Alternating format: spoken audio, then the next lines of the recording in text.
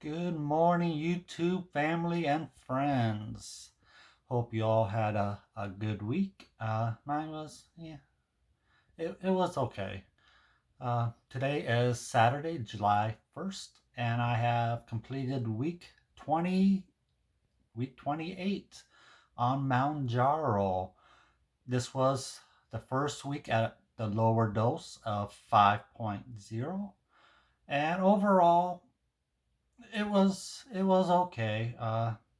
Still dealing with my side effect of slower bowel movement, harder, bigger bowel movement, flaring up my hemorrhoids. Yeah, I had a couple of episodes this week where I was just in a lot of pain, and it's a constant. It gets a little depressing at time, but I feel more anger than depressing because I'm just ticked off that I can't have a bowel movement. Even when the Metamucil that I started a few weeks ago is helping. My bowel movements are softer. I'm having them a little bit more regular now, but it doesn't seem to matter anymore. Any type of bowel movement, whether it's hard or soft, flares up down at the exit, if you know what I mean. And I'm in discomfort no matter what. And sometimes having a softer stool makes it worse because then it's everything's so swelled up down there that I when it's softer, it feels like little pieces get left behind, and it does, and I can't get them out without straining, which blows up the swelling even more, and then what's left behind just sits. And it makes things more irritated and more discomfort. So I know, yeah, TMFI for you guys. I understand, but I'm being real here. I want to give the full experience, and I can't do that without giving you a little bit too much information. So, but yeah, it's a little depressing, but more frustrating. It's like, am I going to have to deal with this for the rest of my life when it comes to these hemorrhoids and the flare-ups, and every time I have a bowel movement? God, I hope not. I hope at some point everything will settle down and I has regular. My biggest concern is it's never going to get better. I'm going to have to deal with it at some point. They're just going to have to say, you know what, you're just going to have to bypass that exit altogether and put you on a what was it, a coloscopy bag, poop bag. God, I hope I don't get to that. I really don't want that, but I'm so tired of the pain and discomfort after every bowel movement, and it takes me down. It's hard to work when that happens because I can't sit down very long. Even standing up is not comfortable, and the best position is to lay down on my side, but that doesn't work. That I had one episode this week that didn't wasn't even working. So yeah, it's very frustrating to say the least.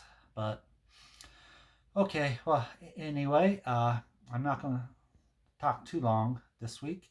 Uh, I do want to get to the results. I did hit the gym hard again. I'm back in my routine. I only took one day off this week at the gym, so I went consistently. I went Saturday, Sunday, Monday, Tuesday. Then I took Wednesday off. And then I went back to the gym Thursday and Friday. So only went one day this week without going to the gym. So that's 6 days at the gym out of 7. So which is awesome. But I've hit a wall because what 2 weeks ago I had a zero weight loss, and I contributed that to I had lost 5 pounds the week before my dear aunt Shelley passed away, and we were dealing with that, and so that's what I contributed to 0 pound loss. I didn't go to the gym 3 days out of that week, but I fear I have a better weight loss this week, to make up for it, and I didn't. I went to the gym 6 out of 7 days. I ate decently, didn't overeat, didn't eat any bad stuff, and I only lost 1 pound this week. So that puts me, I stepped on the scale this morning at 224. So that puts me at a total weight loss of 81 pounds. So, yeah, 1 pound lost in 2 weeks. I think I'm okay to classify that as a wall. I'm not sure how to get over this wall. I don't, I know myself. starting to get frustrated. Uh, more frustrated I get, the more I want to give up, and I don't want to do that. I need to figure out a way to get over this wall. I even started to change it up the last few days. On the treadmill, I said I've instead of just doing a regular treadmill at a small incline and just doing a full hour, hour and a half on treadmill or walking, someone suggested that I go up, and I think I talked about this a little bit last week. Increase the incline on the treadmill. It's better to have a tall incline or a big incline and walk slow, but you're pushing yourself because that's hard to do versus a long, easy treadmill. So yeah, the last several times I've put that incline at the highest it can go on the treadmill, which is 15.0. And yeah, last night was a leg day, so I only did 20 minutes on the treadmill at the big incline because I really worked my legs yesterday. Thursday was a chest and arm day, so I was able to do the full 30 minutes at the 15.0 incline, and of course a 5-minute cool down, which takes it all the way down. But yeah, so but it didn't seem to make a difference. Now I know it's only a few times, but I need to continue. I need to not let it frustrate me. I need to continue to push. I knew walls hit, but this is the first true wall since I've been on the Mounjaro. I've gone 28 weeks without really hitting a wall. I don't know if that's because of Mounjaro is really helping or whatnot, but yeah, that's my first hurdle of hitting a wall on my weight loss journey. So we'll see what happens. I am going to do measurements today. I was going to wait till 4 weeks since my last time I measured my chest and gut, but I decided to do it this week at week 3 because I have 4 shots left. So last week I took my reserve shot of 5.0 that I had stored away in emergency. So, but now I'm down to my last prescription of 4 weeks left on 5.0 at the lower dose, and then I will be done with Mounjaro. So I wanted to get a measurement today, then I'll do a measurement at the end of the 4 weeks at the end of Mounjaro. So we'll do that today. Last time I measured my chest, it was at 49, and last time I measured my gut, it was at 48. That was 3 weeks ago. So let's go ahead and do the measurement and take my shot. So precursor, if you don't want to see me with my shirt off, I'm taking my shirt off. So I haven't measured yet. I'm doing it here for the first time in 3 weeks. So we'll see what happens. All right. Let's see. So as you can see, I'm deflating more. I don't know if you can tell. Got my bat wing here.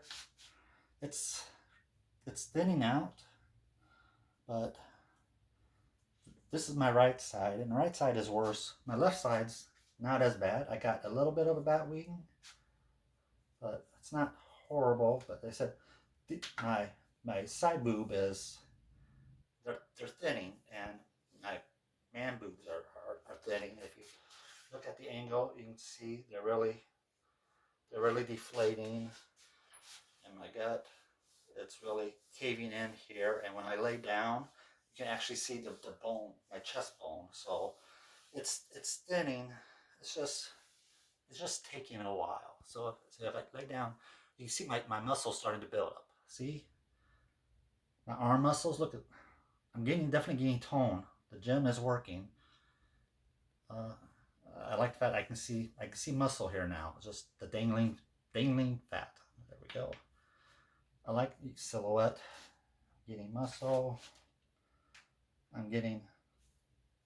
Look at that. I could really be a narcissist if I ever build on all this muscle. I love looking at my muscle. So it feels good that I'm making progress there. You can see the veins in my neck. So I am losing weight. But anyway, okay, enough of that. So I'm going to measure here. Again, chest last time was at 49. So we'll see where it's at today. I want to make sure I get the same spots for consistency. But a little bit of tension, but not much tension. So here we go. And folks, look at that. 40, 48, 48 inches. So I lost 1 inch. Yes. So yeah, I like to lose it a lot faster, but you know what? It's good progress. Okay, let's see what the gut's at here. Okay, so the big part of my gut is there. Okay. Oh my God. Wow. Oh, 45. It was 48. I lost 3 inches around my gut. Yes, yes, yes. All right, so I lost 1 inch around my chest, 3 inches around my gut. Oh, unbelievable. Yes, the chest bothers me more than my gut, but you know what? I'm happy with that. I'm happy with that. All right, so 48 chest, 45 waist. Okay, I'm gonna not be so happy there. So, okay, let's do my shot. For those of you that don't know, Mounjaro 5.0. Remove safety cap. There's a nice little pin in there.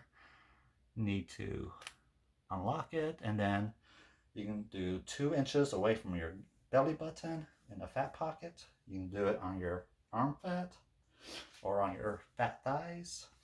I like to do it there. So like last week, I stuck it on this side. So this week, let's do this side. I want to get make sure I'm 2 inches away from the belly button. Get some fat pocket. There's 2 clicks. First click when you push down on the button, the needle will go in. Once it clicks a second time, that's the needle retracting, and it's done. So let's do this. All right, that's the second click. It's done. Voila, a little bit of blood. And normally it doesn't hurt at all. Or if it does hurt, it's like a mosquito prick. That one hurt a little. I don't know why. It's because I'm getting less fat down there. I don't know, but that one stung a little bit. Ooh, that's the first time I felt it that strongly. That's odd. But anyway, it's done. Put my shirt back on. All right.